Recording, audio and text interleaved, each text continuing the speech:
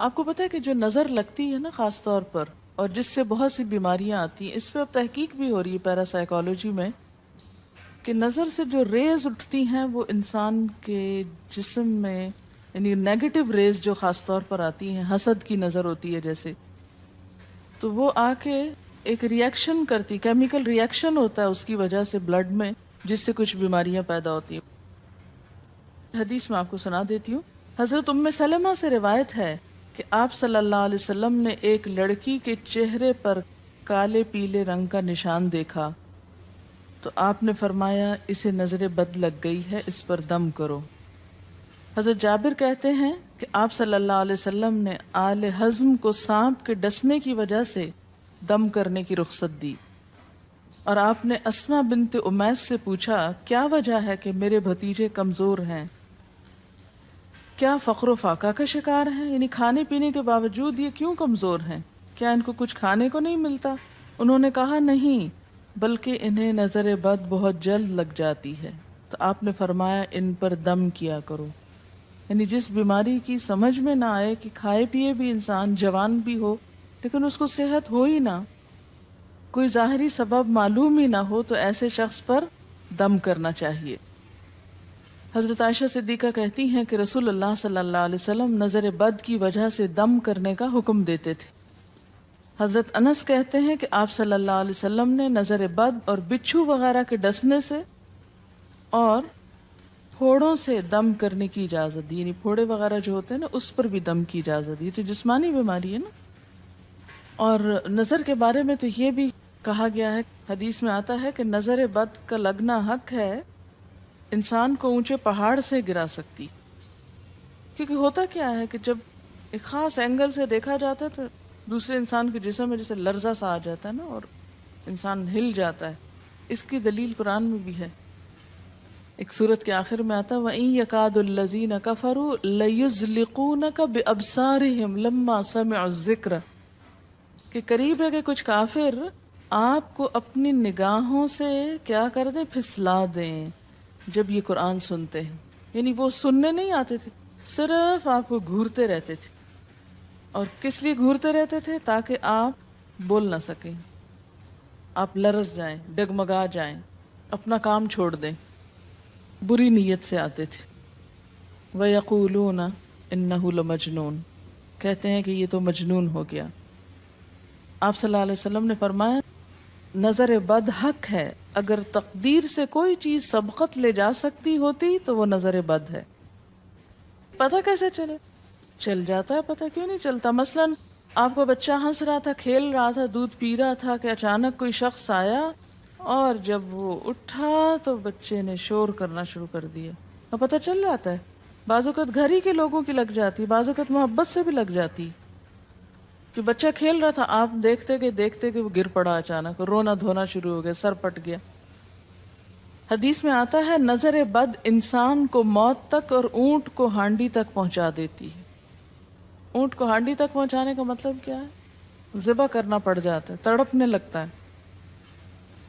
آپ صلی اللہ علیہ وسلم نے فرمایا اللہ کی قضاء اور تقدیر کے بعد سب سے زیادہ نظر بد کی وجہ سے میری امت میں اموات ہوں گی۔ آپ صلی اللہ علیہ وسلم نے فرمایا نظر بد سے اللہ کی پناہ طلب کیا کرو، کیونکہ نظر بد کا لگنا حق ہے۔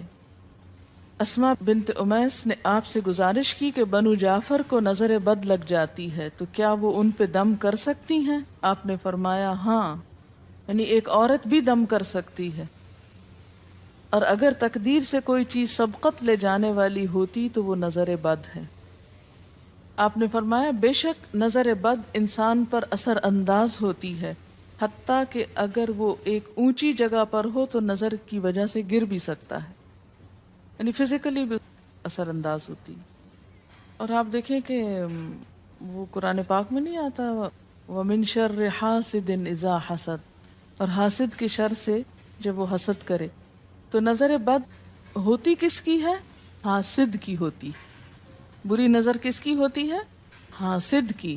تو جو صبح شام 3 دفعہ یہ پڑھتے رہے ان کو حاسد کچھ نہیں کر سکتے، ان کا کچھ نہیں بگاڑ سکتے، جتنا چاہیں گھورتے رہیں۔ اسی طرح ابن کثیر نے کہا کہ نظر بد کا اللہ کے حکم سے لگنا اور اثر انداز ہونا حق ہے۔ تو جب اللہ کی پناہ لیتے ہیں نا، قل اعوذ برب الفلق، قل اعوذ برب الناس، تو آپ نے اللہ کے پناہ لے لی، شیلٹر میں آ گئے آپ. اب ہر چیز بیکار ہو رہی ہے، سب نظریں وظریں. اور اگر لگتی بھی ہے انسان کو تو کس سے؟ اللہ کے اذن سے لگتی. حافظ ابن حجر کہتے ہیں کہ نظر بد کی حقیقت کچھ یوں ہے کہ ایک خبیث الطبع انسان اپنی حاسدانہ نظر جس شخص پر ڈالے تو اسے نقصان پہنچے. ابن قیم کہتے ہیں کچھ کم علم لوگوں نے نظر بد کی تاثیر کو باطل قرار دیا ہے، اور ان کا کہنا ہے کہ یہ محض توہم پرستی ہے اور اس کی کوئی حقیقت نہیں. لیکن حقیقت یہ ہے کہ یہ لوگ سب سے زیادہ جاہل اور ارواح کی صفات اور ان کی تاثیر سے ناواقف ہیں، اور ان کی عقلوں پہ پردہ پڑا ہوا ہے. جبکہ تمام امتوں کے عقلاء باوجود اختلاف مذاہب کے نظر بد سے انکار نہیں کرتے. یعنی صرف اسلام میں نہیں، دیگر مذاہب میں بھی یہ کانسیپٹ پایا جاتا ہے. اگرچہ نظر بد کے سبب اور اس کی جہت تاثیر کے سلسلے میں ان میں اختلاف ہے. پھر کہتے ہیں اس میں کوئی شک نہیں کہ اللہ تعالیٰ نے جسم اور روحوں میں مختلف طاقتیں اور طبیعتیں پیدا کی ہیں، اور ان میں کئی خواص اور اثر انداز ہونے والی کیفیات ودیت کی ہیں. آپ دیکھیں کہ لو چلتی ہے تو اثر نہیں ہوتا، اس کا بھی تو اثر ہوتا ہے نا، حالانکہ وہ نظر نہیں آ رہی ہوتی.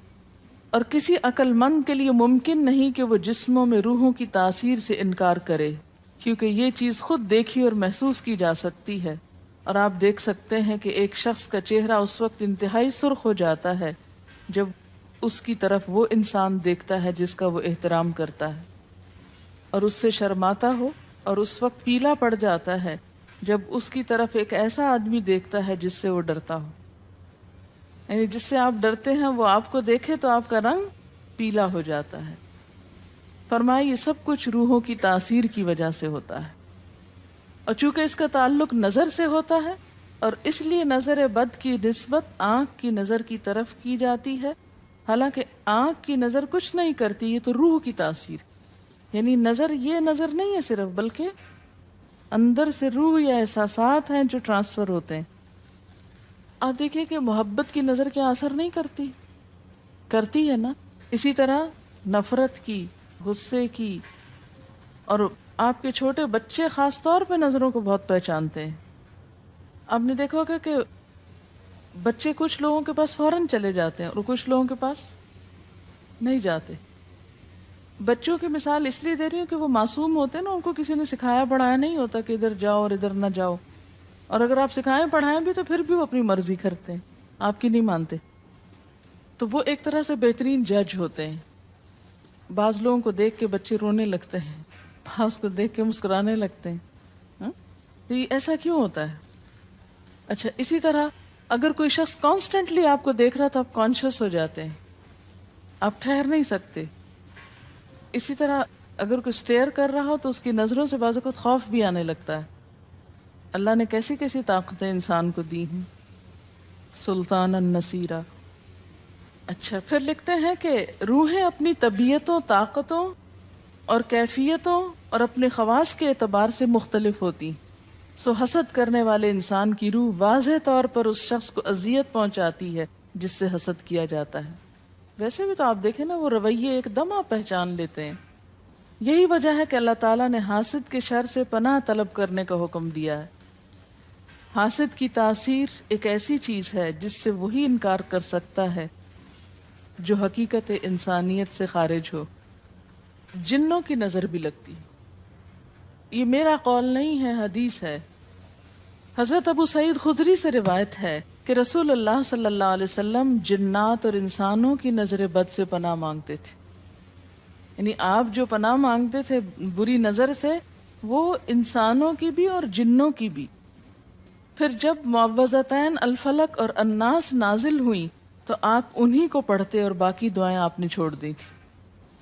یعنی قل اعوذ برب الفلق، قل اعوذ برب الناس، پھر سب چیزوں کے شر سے بچنے کے لیے کافی. یاد رکھیے بعض اوقات اپنی نظر بھی لگتی ہے، خود کو بھی نظر لگتی ہے. اسی طرح جب لباس اتارا جاتا ہے نہانے کے لیے مثلاً، تو اس وقت بھی دعا سکھائی گئی. بسم اللہ پڑھنی چاہیے، بیسیکلی بسم اللہ پڑھ کر اتارنے چاہیے. اور اس کے علاوہ اعوذ بکلمات اللہ التامات من شر ما خلق بھی پڑھ سکتے ہیں۔ آپ کو معلوم ہے کہ ٹوائلٹ میں جانے سے پہلے بھی دعا سکھائی گئی، کیونکہ جنات کے ٹھکانے گندی جگہوں پر ہوتے ہیں۔ اللہم انی اعوذ بک من الخبث والخبائث، خبیث جنوں اور خبیث جننیوں خبائث سے تیری پناہ میں آتا ہوں۔ یہ دعا کیوں سکھائی گئی؟ اسی لیے کہ اگر آپ وہاں پر موجود ہیں اور خصوصاً اگر آپ بے لباس ہیں تو بھی ایسی چیزوں کی نظر بھی لگ سکتی ہے اور وہ چیزیں اثر انداز بھی ہو سکتی ہیں۔ اسی لیے بلا ضرورت تنہائی میں بھی بے لباس ہونے سے منع کیا گیا ہے۔ بعض لوگوں کی عادت ہوتی ہے نا کہ وہ نہانے بیٹھتے ہیں تو وہی کپڑے دھونے شروع کر دیتے ہیں، اور نہیں، بس فوراً اپنے آپ کو ڈھانکنے کی کوشش کریں، بلا ضرورت زیادہ دیر بے لباس نہ رہے۔ ایک حدیث میں آتا ہے، ابو امامہ کہتے ہیں کہ میرے باپ سہل بن حنیف نے غسل کا ارادہ کیا اور جب قمیص اتاری تو عامر بن ربیعہ ان کی طرف دیکھ رہے تھے۔ ان کا رنگ انتہائی سفید تھا اور جلد بہت خوبصورت تھی۔ عامر نے دیکھتے ہی کہا، میں نے آج تک اتنی خوبصورت جلد کسی کنواری لڑکی کی بھی نہیں دیکھی۔ ان کا یہ کہنا تھا کہ سہل کو شدید بخار شروع ہو گیا۔ چنانچہ نبی صلی اللہ علیہ وسلم کو یہ قصہ بتایا گیا اور آپ سے یہ بھی کہا گیا کہ سہل کی حالت یہ ہے کہ وہ سر بھی نہیں اٹھا سکتا۔